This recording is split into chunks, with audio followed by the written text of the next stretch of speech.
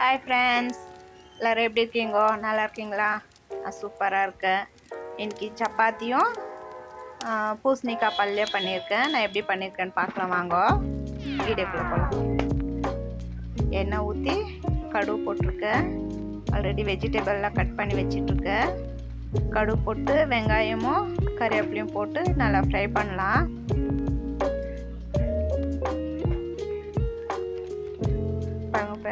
Fry பண்ணிட்டேன். இந்த அளவுக்கு ஆனால் போதும். இப்போ இது கூடவே தக்காளி போட்டுடலாம். அது கொஞ்சம் ஃப்ரை ஆகட்டும் ஃப்ரெண்ட்ஸ்.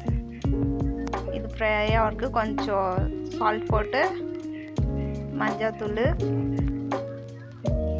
கொஞ்சமாக மிளகாத்தூள், காரத்துக்கு தகுந்த மாதிரி போட்டுக்கோங்க. போட்டு நல்லா ஃப்ரை பண்ணலாம். தக்காளி இதெல்லாம் நல்லா சாஃப்ட் ஆகட்டும். பாருங்கள், இந்த அளவுக்கு ஃப்ரை ஆகிருக்கு. இப்போ நான் பூசணிக்காய் போட்டுடுறேன்.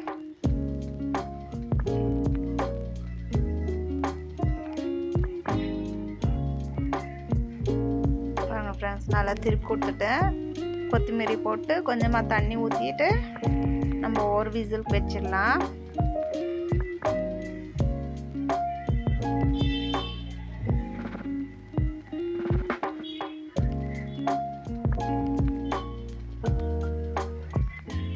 இப்போ போய் மாவு பிசிக்கிடலாம் ஃப்ரெண்ட்ஸ். இது அதுக்குள்ளே வேகட்டும்.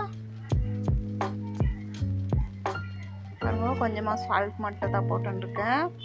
தேவையான அளவுக்கு மாவு எடுத்துன்னு தண்ணி ஊற்றி நல்லா சாஃப்டாக பிசைஞ்சுக்கலாம். பாருங்க ஃப்ரெண்ட்ஸ், இந்த அளவுக்கு ஒரு 10 நிமிஷம் ஊற வைக்கிறேன் நான்.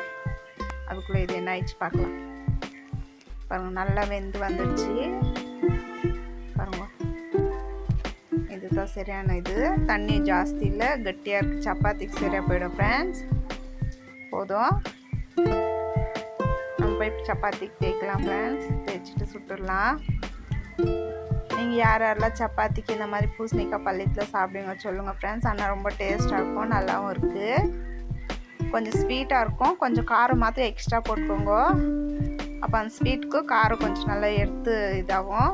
ஆனால் டேஸ்ட் நல்லா இருக்கு ஃப்ரெண்ட்ஸ். நீங்களும் செஞ்சு சாப்பிட்டு பாருங்க. டேஸ்ட் எப்படி வந்துச்சுன்னு சொல்லுங்க. நீங்கள் என் சேனல் சப்ஸ்கிரைப் பண்ணிவிடுங்க ஃப்ரெண்ட்ஸ். மறக்காமல் சப்ஸ்கிரைப் பண்ணிவிடுங்க.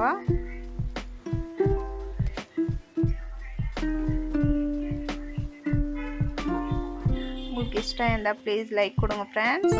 Bye friends.